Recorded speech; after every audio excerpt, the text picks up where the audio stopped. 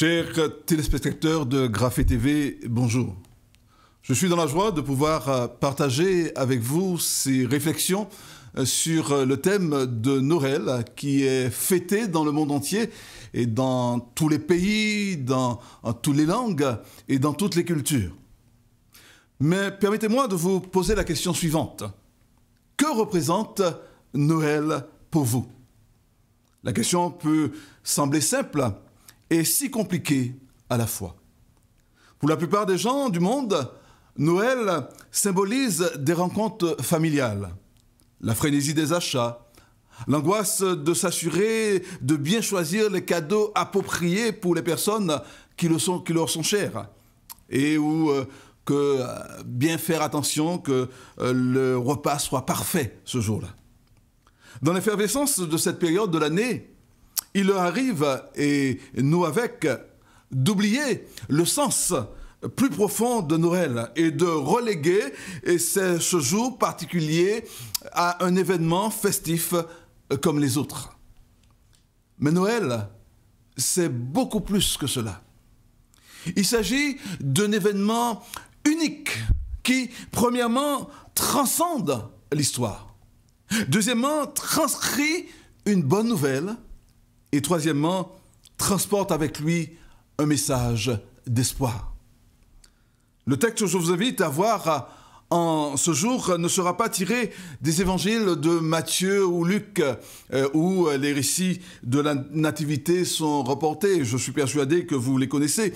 Mais dans l'épître, la deuxième épître de Corinthiens, chapitre 8, verset 9. Et c'est ce texte qui soutiendra notre réflexion.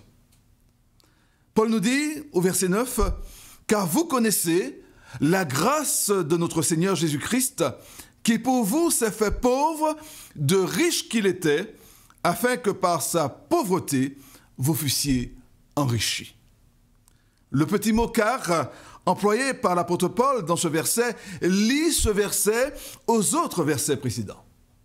Et Paul décrit le don par excellence que connaissent ses lecteurs. Il utilise le terme « grâce » pour désigner le don de Christ. Parce que son don de lui-même était motivé par la bonté imméritée et spontanée envers des pécheurs indignes, découlant d'un amour pur et non influencé. L'apôtre Paul utilise le nom complet du Dieu qui est venu nous enrichir, le Seigneur Jésus-Christ. Et il décrit 3 actions qu'il a opérées en notre faveur dans ce verset à l'étude. Nous verrons premièrement la pauvreté de Christ, deuxièmement les richesses de Christ et troisièmement le don de Christ. Voyons tout d'abord la première action, la pauvreté de Christ. Et nous allons essayer de voir en quoi cela concerne. Le texte nous dit « Qui pour vous s'est fait pauvre ?» Le Seigneur Jésus possédait toutes les richesses de Dieu, de toute éternité. Colossiens, chapitre 1, verset 16, nous dit « Car en lui, c'est-à-dire en Christ, ont été créées toutes les choses qui sont dans les cieux et sur la terre, les visibles et les invisibles, trône, dignité, domination, autorité. Tout a été créé par lui et pour lui. » Mais bien qu'il ait possédé toutes choses, il s'est fait pauvre, nous dit le texte à l'étude. Mais en quoi a consisté l'appauvrissement du Seigneur Jésus? L'appauvrissement véritable du Seigneur Jésus ne consistait pas en une humble condition de son existence terrestre, mais en la réalité suivante. Le Seigneur Jésus s'est fait pauvre dans son incarnation, quand il est né d'une femme, nous dit Galates chapitre 4, verset 4. Le Seigneur Jésus s'est fait pauvre lorsqu'il était dans une chair semblable à celle du péché, nous dit Romains chapitre 8, verset 3. Le Seigneur Jésus s'est fait pauvre lorsqu'il est né de la postérité de David selon la chair, nous dit Romains chapitre 1, verset 3. Le Seigneur Jésus s'est fait pauvre lorsqu'il fut abaissé pour un peu de temps au-dessus des anges, nous dit Hébreux chapitre 2, versets 7 à 9. Le Seigneur Jésus s'est fait pauvre lorsqu'il a quitté la gloire céleste, nous dit Jean chapitre 17, verset 5, et a renoncé à l'usage de ses prérogatives divines. L'apôtre Paul nous dit en Philippiens chapitre 2, versets 6 à 8, lequel, c'est-à-dire Jésus-Christ, existant en forme de Dieu, n'a point regardé comme une proie à arracher d'être égal avec Dieu, mais il s'est dépouillé lui-même, en prenant la forme de serviteur, en devenant semblable aux hommes. Et ayant paru comme un simple homme, il s'est humilié lui-même, se rendant obéissant jusqu'à la mort, même jusqu'à la mort de la croix. C'est en cela qu'a constitué la pauvreté du Seigneur Jésus-Christ. Ensuite, la deuxième action dévoile les richesses de Christ. Paul poursuit en disant « de riche qu'il était ». Bien comme nous l'avons dit tout au début, qu'en tant que Dieu, Jésus possédait toutes les richesses du ciel et de la terre. Ces richesses ne consistent pas principalement en biens matériels. Les richesses dont il est question ici sont celles de la gloire surnaturelle de Christ. Les richesses sont celles de sa position en tant que Dieu le Fils. Ces richesses sont celles de ses attributs éternels. L'éternité de Jésus-Christ est la vérité la plus importante de toute la doctrine du salut. Et par conséquence, la vérité la plus importante de l'Évangile également. L'éternité de Christ prouve clairement, puissamment et irréfutablement sa divinité, car c'est un attribut que Dieu seul possède. L'évangile de Jean commence par la vérité suivante en Jean chapitre 1, verset 1. Au commencement, sous-entendu de la création, était la parole. Et la parole était avec Dieu. Et la parole était Dieu. En tant que deuxième personne de la Trinité, Jésus est aussi riche que Dieu le Père. Mais Paul dit dans Colossiens, par chapitre 2, verset 9, « Car en lui, c'est-à-dire en Jésus-Christ, habite corporellement toute la plénitude de la divinité. » Quelqu'un a dit, tous les noms et titres divins s'appliquent à lui, s'appliquent à Jésus-Christ. Il est appelé Dieu, dans Jean chapitre 20, verset 28. Il est appelé le Dieu Tout-Puissant, en Ésaïe chapitre 9, verset 6. Il est appelé le grand Dieu, en Titre chapitre 2, verset 13. Il est appelé le Dieu au-dessus de tout. Il est appelé Yahvé ou Jéhovah. Il est appelé Seigneur, en Jean chapitre 4, verset 1. Il est appelé le Seigneur des Seigneurs et le Roi des Rois, en Apocalypse 17, verset 14. Tous ces attributs divins lui sont attribués. La Bible déclare qu'il est omniprésent, qu'il est omniscient, qu'il est tout-puissant et immuable, le même hier, aujourd'hui et éternellement. Il est présenté comme le créateur et le chef de l'univers. Toutes choses ont été créées par lui et pour lui, nous l'avons lu. Et par lui, toutes choses subsistent. Il est l'objet de l'adoration de toutes les créatures intelligentes, même les plus élevées. Tous ont l'ordre de se prosterner devant lui. Il est l'objet de tous les sentiments religieux, révérence, amour, foi, dévotion. Envers lui, hommes et anges sont responsables de leur caractère et de leur conduite. Il exige que les hommes l'honorent comme ils honorent le Père, qu'ils exercent la même foi en lui qu'en Dieu. Il déclare que lui et le Père est un, que ceux qui l'ont vu ont vu le Père.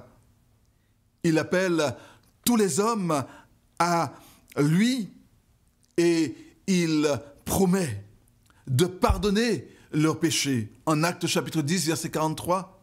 Il promet de leur envoyer le Saint-Esprit en Actes chapitre 2, verset 33. Il promet de leur donner repos et paix en Matthieu chapitre 11, verset 28. Il promet de les ressusciter au dernier jour en Jean chapitre 6, verset 54. Il promet de leur donner la vie éternelle en Jean chapitre 10, verset 28. Dieu n'est pas plus et ne peut promettre davantage ni faire plus que la Bible dit que Christ est, promet et fait.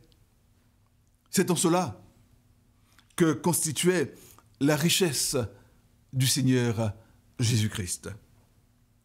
La troisième et dernière action révèle le don de Christ.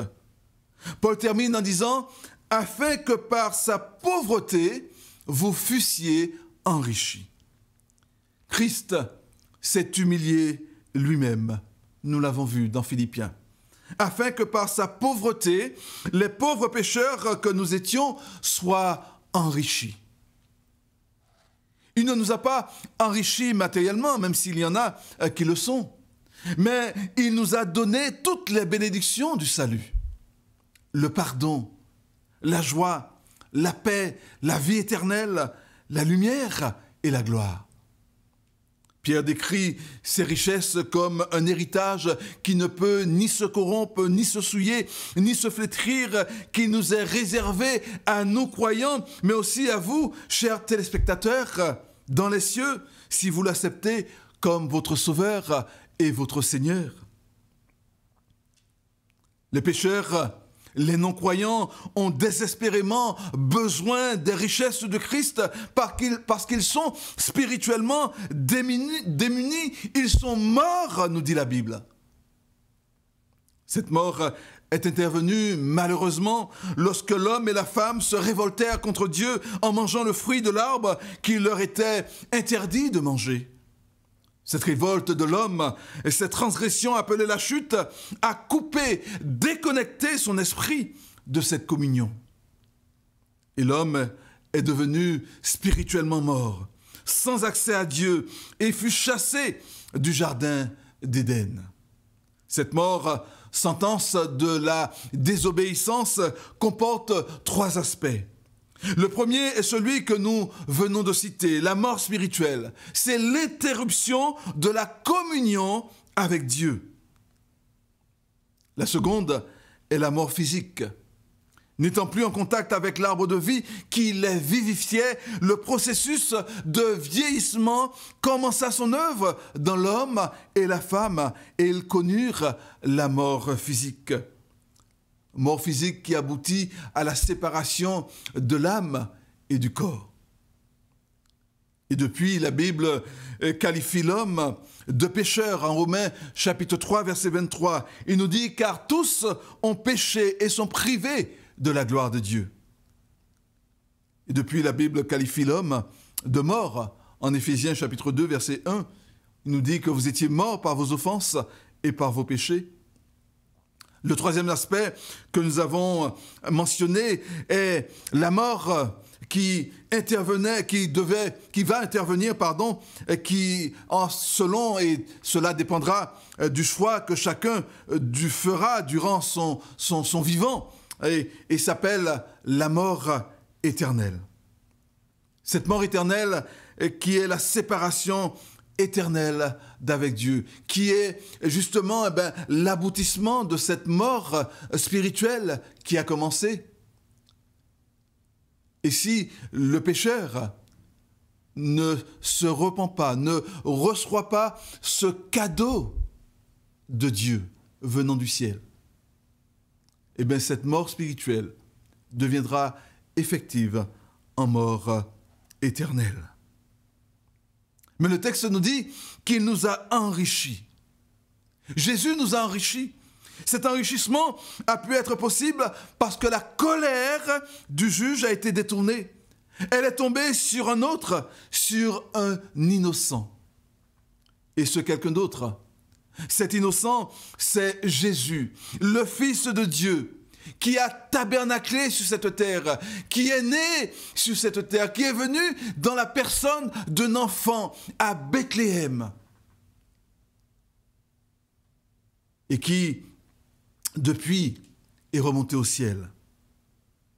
Jésus-Christ, en raison de sa sainteté, Dieu ne pouvait ni excuser le péché, ni l'oublier, ni encore moins fermer les yeux sur ce péché. Il devait au contraire le punir. Le châtiment qui méritait notre péché, que méritait notre péché, était la mort éternelle, loin de la face de Dieu. Mais Dieu, qui est aussi amour, et qui a tant aimé le monde, nous dit Jean chapitre 3, verset 16, a trouvé le moyen, tout en restant juste, de nous faire bénéficier de cet amour. Et c'est ce que nous parle de Noël.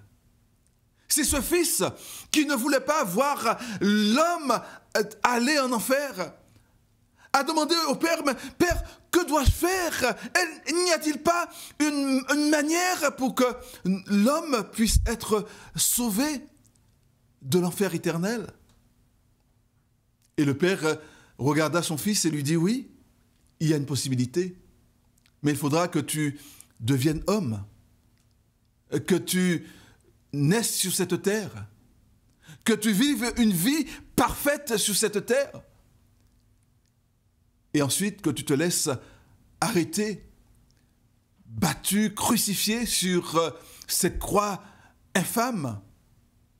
Alors, lorsque les hommes se détourneront de leur péché, et te demandera de leur donner ton casier judiciaire vierge en échange de leur casier judiciaire rempli de péchés, alors là, oui, il leur sera possible d'être extrait de ce feu éternel, d'être détourné de cette colère.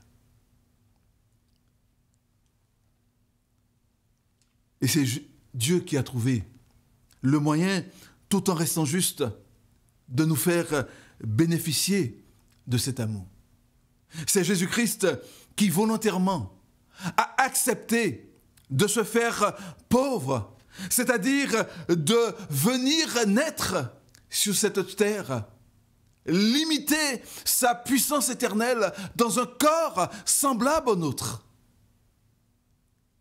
dans une fragilité. Il est né sur cette terre sans fanfare, pas né dans les palais, ni dans les cours des grands, mais simplement dans la pauvreté.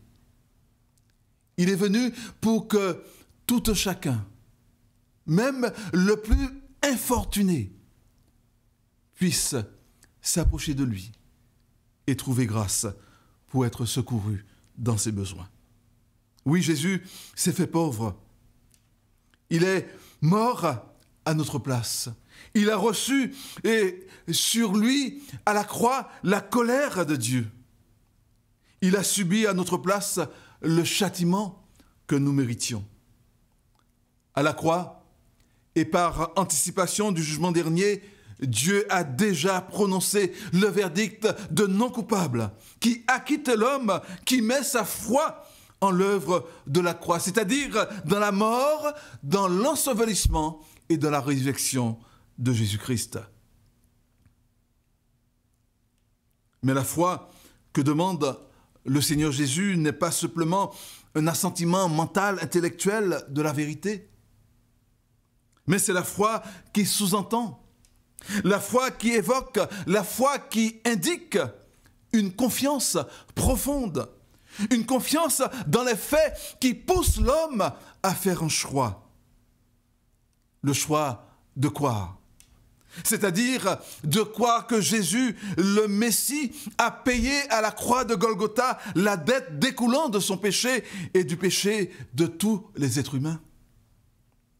En s'appropriant les richesses de Christ découlant de la croix, le croyant peut proclamer: mon avenir n'est plus incertitude, Je le regarde avec sérénité, car je sais désormais, et avec une pleine conviction, que je ne suis plus destiné à la colère, mais à l'acquisition du salut éternel, à l'acquisition de la gloire, parce que Jésus-Christ m'a enrichi. Il m'a réconcilié avec Dieu. C'est cela, le véritable sens de Noël. Le don de Dieu le Père à la terre.